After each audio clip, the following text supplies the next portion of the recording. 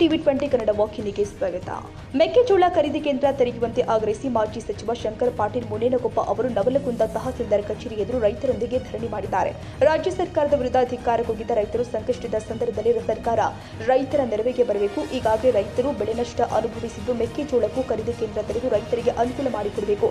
ಬೆಳೆ ಹಾನಿಯನ್ನು ರೈತರಿಗೆ ಸರ್ಕಾರ ಭರಿಸಿಕೊಡಬೇಕು. ಕೂಡಲೇ ನವಲಗುಂದ ತಾಲೂಕಿನಲ್ಲಿ ಮೆಕ್ಕೆಜೋಳ ಖರೀದಿ ಕೇಂದ್ರ ತೆರೆಯಬೇಕು ಅಂತ ರೈತರು ಆಗ್ರಹ ಮಾಡಿದ್ದಾರೆ.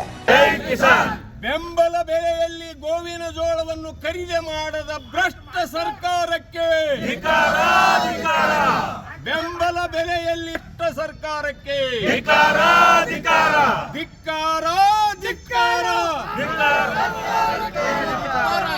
ವಿತರಣೆ ಮಾಡದ ಕಾಂಗ್ರೆಸ್ ಸರ್ಕಾರಕ್ಕೆ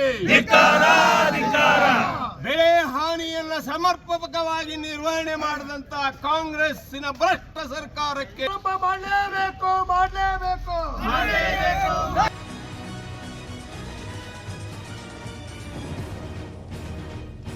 ಕನ್ನಡಿಗರ ಮೆಚ್ಚಿನ ನಿಮ್ಮ ಟಿವಿ 20 ಕನ್ನಡ ವಾಹಿನಿ ಇದೀಗ ಟಿವಿಯಲ್ಲಿ ಲಭ್ಯ.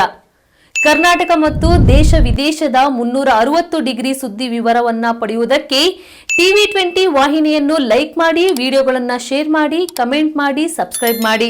HCN ಕೇಬಲ್ 842 ನಂಬರ್ನಲ್ಲಿ ಹುಕ್ಕೇರಿ ತಾಲೂಕು ಹಾಗೂ ಸಂಕೇಶ್ವರದ ಸುತ್ತಮುತ್ತಲಿನ ಹಳ್ಳಿಗಳಲ್ಲಿ ಲಭ್ಯ. PCN ಕೇಬಲ್ 129 ನಂಬರ್ನಲ್ಲಿ ಹಾರುಗೆರೆ ಸುತ್ತಮುತ್ತಲಿನ ಹಳ್ಳಿಗಳಲ್ಲಿ ಲಭ್ಯ.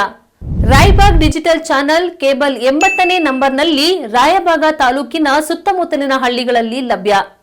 UDCN ಕೇಬಲ್ ನೆಟ್ವರ್ಕ್ ಉಗಾರ ಸುತ್ತಮುತ್ತಲಿನ ಹಳ್ಳಿಗಳಲ್ಲಿ ನಿಮ್ಮ ಟಿವಿ 20 ಕನ್ನಡ ವಾಹಿನಿಯೂ ಲಭ್ಯ.